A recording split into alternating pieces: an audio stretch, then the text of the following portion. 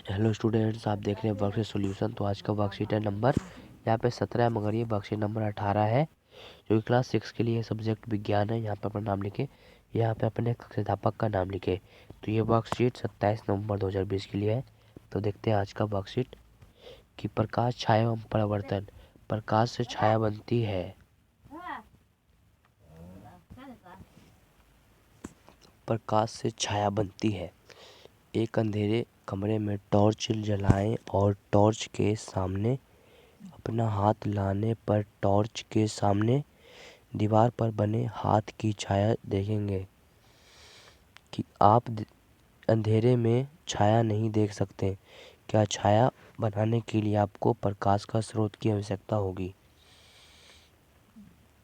प्रकाश के स्रोत की आवश्यकता होती है जब प्रकाश का मार्ग किसी वस्तु बाधित या अवरुद्ध होता है तो वस्तु के पीछे के क्षेत्र में अंधेरा रहता है क्योंकि प्रकाश उस क्षेत्र तक नहीं पहुंचता। ऐसा इसलिए क्योंकि प्रकाश एक सीधी रेखा में चलता है। तो देखिए यहाँ पे आपको एक चित्र दिख रहा होगा, जहाँ जहाँ पे इस लड़की का हाथ आया वहाँ तक सिर्फ छाया दिख रहा है, बाकी में सिर्फ टॉर्च का ही रोशनी फैल रहा है। तो वस्तु के द्वारा प्रकाश का एक हिस्सा अवरुद्ध होने पर छाया का निर्माण होता है। तो हम एक दीवार या जमीन या किसी सतह पर एक छाया देख सकते हैं जो एक पर्दे के रूप में काम करती है। अपारदर्शी वस्तुएं पारभासी वस्तुओं की तुलना में अधिक गहरी छाया उत्पन्न करती है। जो अपारदर्शी है वह बहुत गहरी छाया उत्पन्न करती है। एक अपारदर्शी वस्तु प्रकाश को पूरी तरह से रोक देती है, जबकि एक पारभासी वस्तु प्रकाश को आंशिक रूप से बाहर गुजरने देती है। एक पारदर्शी वस्तु शायद ही किसी भी छाया का निर्माण करती है क्योंकि यह प्रकाश को माध्यम से गुजरने में बाधा नहीं डालती। अतः छाया देखने के लिए हमें कोई एक चमकदार स्रोत, एक वस्तु और पर्दे की आवश्यकता होती है। तो हमें जो छाया देखने के लिए किसी जिसमें से लाइट आता हो या रोशनी आता हो, ऐसा कुछ चीज़ और कोई वस्तु, जैसे कि ये वस्तु ले लिया, इस पे जैसे ही रोशनी पड़ेगा तो ये एक छाया दीवार होना चाहिए या पर्दा कुछ भी, तो इसी का ये मिलेगा इधर पे ड्राइंग। देखिए, मगर ये छाया जो भी रहेगा वो काला कलर का ही दिखेगा। छाया सदैव काली होती है, यहाँ तक कि रंगीन वस्तुओं की छाया भी काली होती है। तो अब देखेंगे यहाँ कि छाया की आकृति, आकार और प्राकृतिक निम्नलिखित पर निर्भर करती है। कोण जिस पर प्रकाश की वस्तु पर पड़ता है।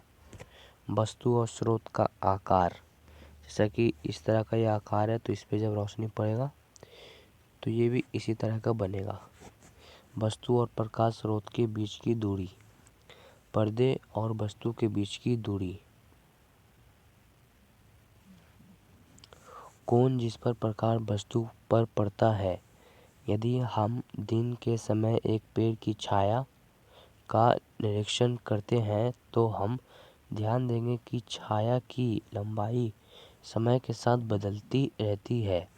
एक पेड़ की छाया दोपहर में सबसे छोटी होती है क्योंकि उस सूरज इस पेड़ के ऊपर रहता है तो इसलिए इसका छाया छोटी रहती है, और सुबह और शाम के समय इसकी छाया यहाँ तक बहुत लंबी रहती है।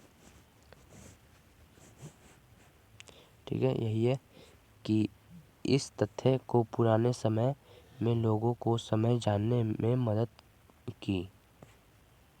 जैसे कि ये सुबह का टाइम है तो सुबह में भी इसका छाया बहुत लंबा दिखेगा और दोपहर में बस थोड़ा सा, और शाम में भी बहुत लंबा पेड़ का छाया दिखेगा। सोचिए, एक टॉर्च तारे के आकार के कार्ड पर चमकती है। कार्ड के पीछे रखे पर्दे पर एक छाया बनती है। यदि टॉर्च को कार्ड से दूर ले जाए तो छाया के आकार में क्या परिवर्तन होगा? तो यहाँ पे देखिए, यहाँ पे आपको एक छोटा सा चीज़ दिख रहा होगा, तो ये प्रकाश है, ये कोई वस्तु है, इसका शैडो यानी कि छाया यहाँ पे दिख रहा है। ठीक है, इसी तरह का करना। आप देखते हैं इसके क्वेश्चन आंसर कि छाया क्या है, एक छाया कब बनती है, एक छाया किसी वस्तु के बारे में क्या जानकारी देती है। तो ये प्रश्न नंबर 1 का उत्तर है कि वस्तु के दूसरी तरफ बनने वाला काला क्षेत्र छाया कहलाता है। वस्तु के द्वारा प्रकाश का एक हिस्सा अवरुद्ध होने के होने पर छाया का निर्माण होता है। छाया हमें वस्तु के आकृति, ठीक है, आकृति आकार की जानकारी देती है।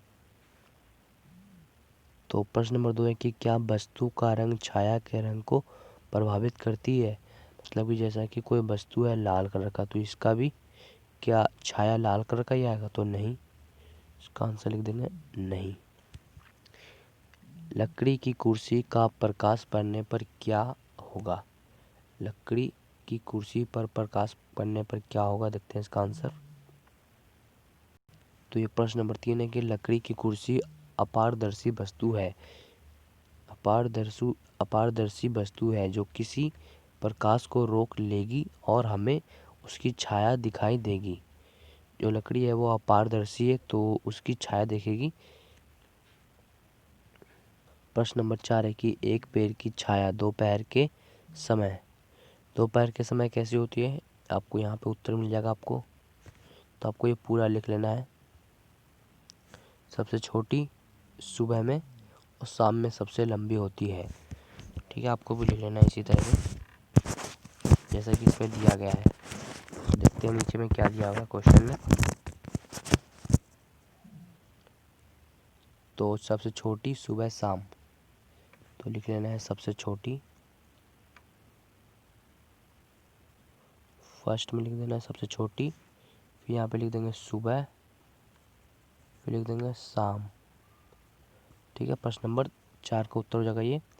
देखते हैं कि नीचे दिए गए आंकड़े पर गौर करें, एक्स वाई और जेड को पहचानें। यहाँ पे एक चित्र दिख रहा होगा कि इसमें एक्स क्या है, फिर वाई क्या है, फिर जेड क्या है। देखते हैं इसका आंसर। तो प्रश्न नंबर 5 का उत्तर ये है, जो एक्स है कोई वस्तु है जो कि हाथ है। ठीक है, जो एक्स है वो हाथ है। ठीक है, इस तरह का ये हाथ है, या फिर इसको हाथ अच्छे से बना लेते हैं। तो ये हाथ है और वाई प्रकाश का स्रोत है। जो वाई है वो टॉर्च है। ठीक है, ये टॉर्च है वाई है, फिर ये एक्स है, और जो जेड है वो छाया है इसी हाथ का। तो इस पे जब प्रकाश पड़ेगा तो ये छाया बन जाएगा। तो आपको भी सेम टू सेम लिख लेना है इसी तरह से कि एक्स कोई वस्तु है, वाई प्रकाश का स्रोत है, और जेड हमारा छाया है।